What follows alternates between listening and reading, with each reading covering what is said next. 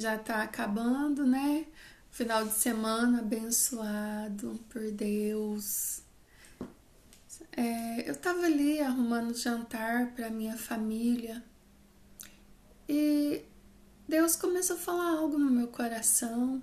Eu decidi vir compartilhar com vocês. Deus me falava algo sobre a ótica do céu e a ótica terrena, a nossa visão, o nosso olhar. Para que você tem olhado? Como você tem olhado para as promessas de Deus na tua vida? Como você tem agido diante das coisas que Deus te prometeu? Como você tem agido em relação àquilo que você está orando? Você confia na ótica natural? Ou você confia no sobrenatural de Deus? No toque do Senhor? E o Senhor falava isso no meu coração. O Senhor estava me mostrando que pela ótica natural, jamais Sara engravidaria. Jamais. Jamais. Pela ótica natural, Esther jamais seria rainha. Jamais. Jamais. Saul jamais teria sido rei e Davi. Pela ótica natural, jamais Davi seria ungido rei. Seria levantado rei. Ninguém imaginava.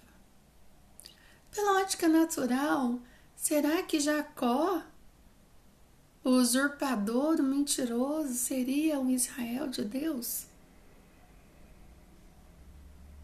E muitas vezes nós oramos e olhamos para o natural e esperamos a resposta pelo natural. E aí, de repente, você vê uma situação que é totalmente diferente daquilo que você imagina que seria a resposta à sua oração, e você desanima, entristece. Mas por quê? Porque você está olhando com a ótica natural, terrena. Mas nós precisamos entender que se nós colocarmos uma causa nas mãos do Senhor, a resolução não é terrena, não é de forma terrena. A solução, ela é através de um milagre, né? Um milagre. Somente um milagre faz uma pessoa que é viciada em tantos vícios, que está perdida, acordar num outro dia uma nova pessoa, sem aquela necessidade mais. Somente um milagre faz aquele esposo que saiu de casa cair em si e voltar para o lar. Somente um milagre faz aquele filho que está perdido encontrar novamente o caminho. Somente um milagre, somente o sobrenatural de Deus faz uma mulher entender que ela é a auxiliadora idônea dentro do casamento, na vida do seu esposo, que ela é a mãe que vai conduzir, a mulher sábia, conduzir a família ali, de acordo com princípios e valores do céu, do Senhor. Então, queridas, queridos, pela ótica natural, Ana jamais iria engravidar. E aí Deus falou mais comigo, pela ótica natural. Depois de eu ter perdido numa gravidez gemelar, um bebê que parou de desenvolver no segundo mês para o terceiro, e o outro bebê que nasceu no sexto mês, ficou 6 dias vivo e morreu. E depois disso o médico disse que eu nunca mais teria filho, que eu não poderia mais, que eu não iria conseguir. Pela ótica natural, eu jamais teria mais um filho. Mas pelo sobrenatural de Deus, Ele me deu. Minha filha está com 13 anos. E uma gravidez que pela ótica natural teria sido interrompida no segundo para o terceiro mês, onde eu perdi todo o líquido. Quem perde o líquido no 8º mês já sabe o quanto que é difícil segurar uma gestação. Mas para a glória do Senhor, pela ótica do céu e não na natural, eu não tirei a minha bebê no 3º mês, porque Deus tinha me dado uma palavra. E essa palavra foi o que me trouxe a certeza, pela ótica do céu, que o sobrenatural aconteceria, que o milagre aconteceria. Porque pela ótica natural nem o coração batia mais. O que poderia ser feito era nada. Mas pela ótica do céu, o milagre poderia e aconteceu. Então, queridas, em que você tem crido quando você coloca algo diante do Senhor? Nós vimos que existem casos diferentes uns dos outros. No caso de Sara, havia uma promessa sobre a vida dela. Ela engravidaria, ela teria um filho, sim, porque existia uma promessa sobre a vida deles. Abraão e Sara seriam pais de multidões. Então, com certeza, ela engravidaria. Mas o tempo passou, ela imaginou, tentou de outras formas, porque ela não imaginava que pudesse ser dela o bebê, já que ela já estava tão avançada na idade. Mas na ótica natural, realmente ela não teria. Mas era pela ótica do céu. A palavra liberada do céu, ela é sobrenatural, ela é milagre. Ela chama milagre. E existe outra situação também. No caso de Ana, o que fez com que aquela oração daquele dia fosse respondida? Você já parou para imaginar?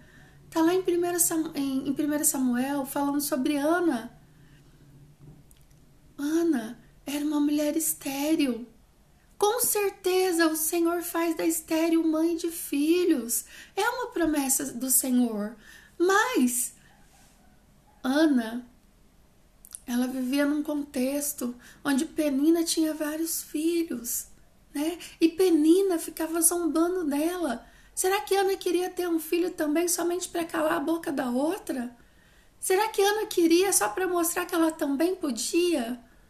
Mas chegou um momento que Ana entendeu que ela poderia gerar algo para o Senhor, e a oração casou com a vontade de Deus. Quando a tua oração casa com a vontade do Senhor, o milagre acontece.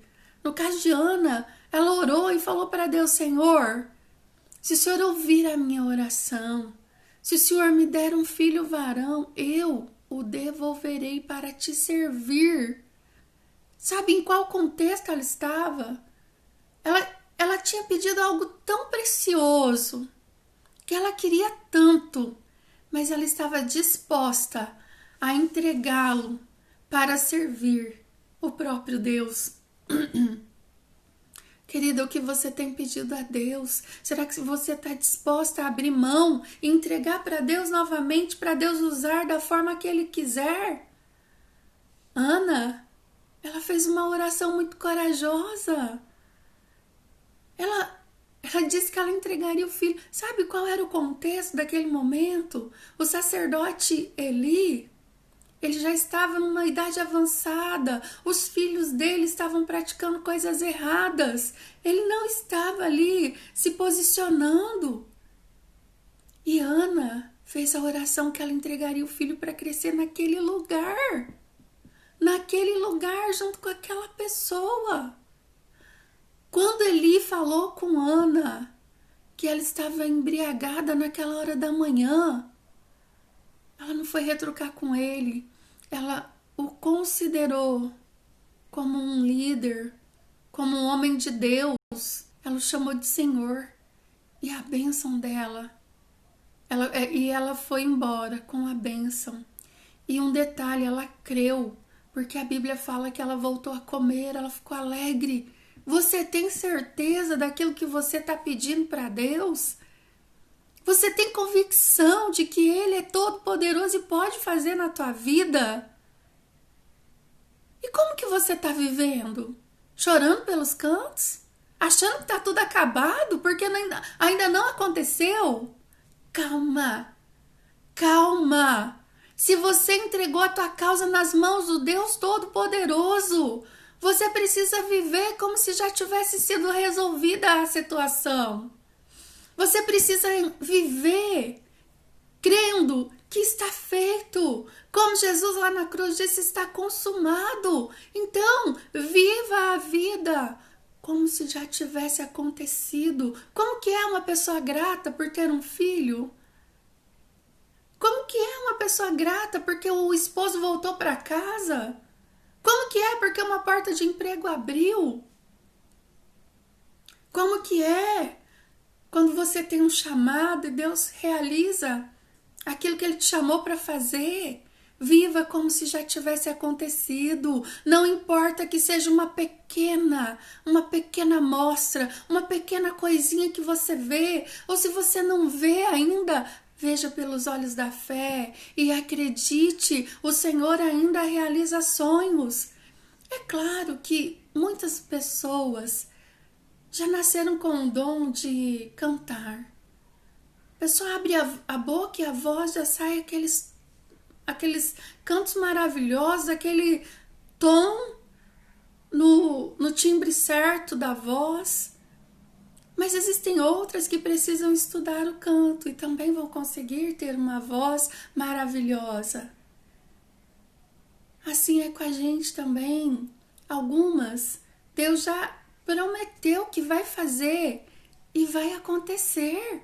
Deus prometeu uma promessa para você. Olha para a promessa.